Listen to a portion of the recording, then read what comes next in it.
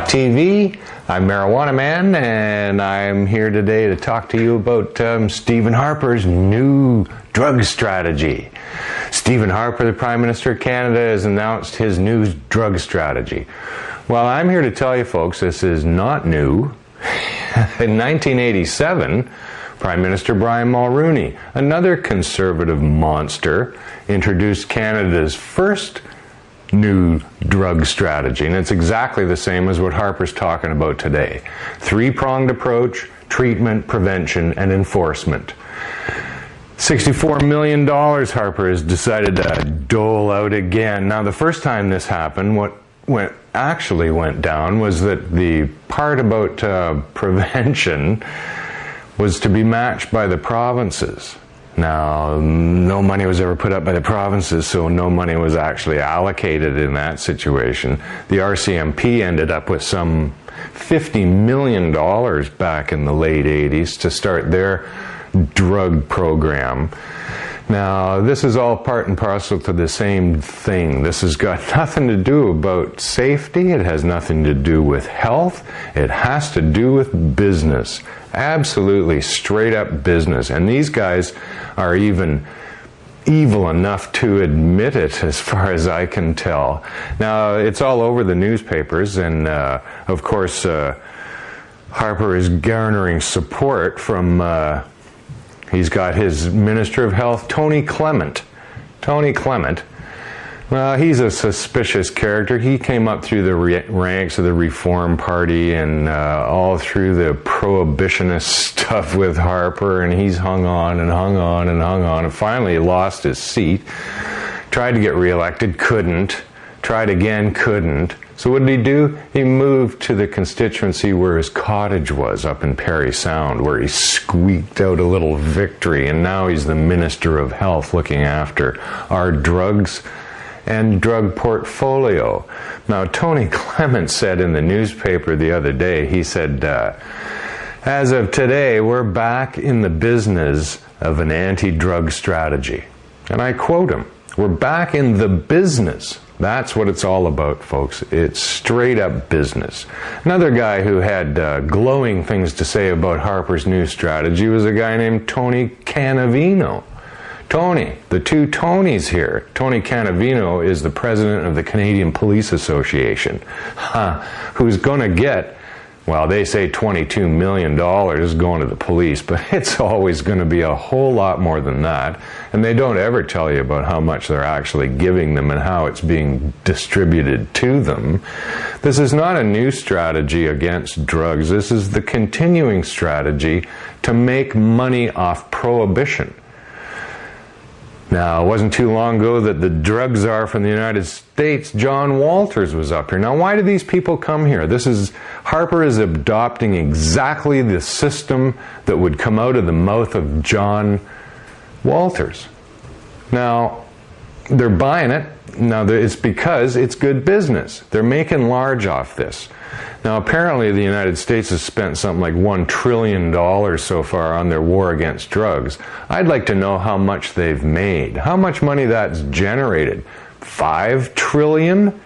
These people are investing money here. The $64 million that Harper's announced that he's going to put into it is going to get them back tenfold.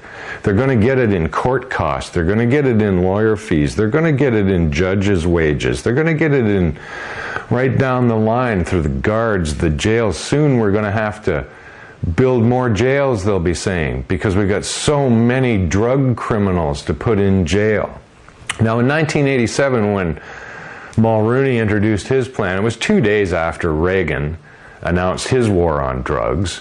Now, come on. At that time, there was no drug problem in Canada.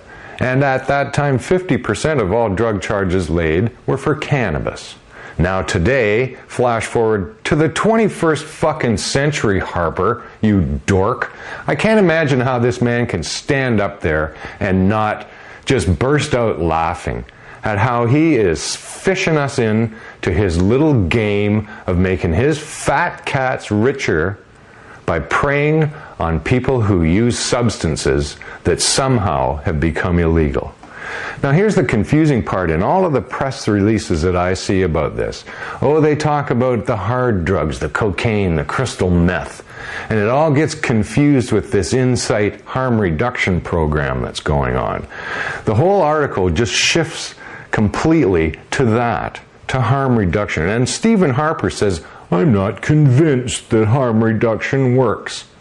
What a fucking monster you are. I don't know how this drunk, and I'm absolutely convinced he's a drunk, ever got into power other than by evil, sneaky ways like the rest of his guys.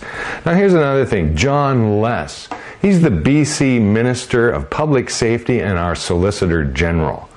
Here's what he had to say about Harper's new drug strategy. He said, it's a good day when more resources are thrown at drug addiction and drug dealers. It's a good day when more money is thrown at it. Well, of course it is. He's the head of all the cops in BC, Solicitor General.